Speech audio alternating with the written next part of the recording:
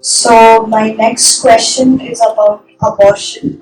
So does the Bible actually say anything about abortion specifically or not specifically? And are there any cases in which it would actually be excused? For example, like a teenager gets pregnant, or cases where it might be considered medically necessary.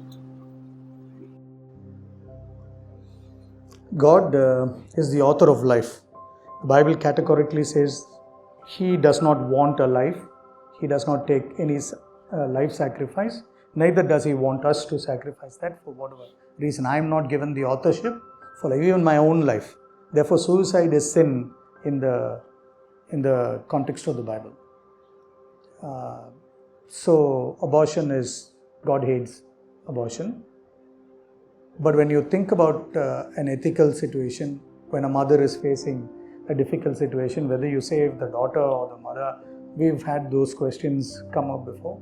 It's a very unique situation. God gives grace to that person to make that decision, or that doctor to make that decision at that moment in time. That God justifies at that point. So that cannot be a one blanket approval for everybody and say this is right. This is called situational ethics. It's always different. It's based on that situation that God declares His knowledge, His wisdom, and His grace to walk through that situation to make that decision. So is everyone doing it right or wrong? It depends on that person to make that decision. Now, can that be a teenager taking an excuse saying, okay, I can live any way I want. When I kneel down and pray, God will understand. That's not what I'm saying. I am saying in a time when the decision is very, very critical and it has to be made. That's the decision I'm talking about.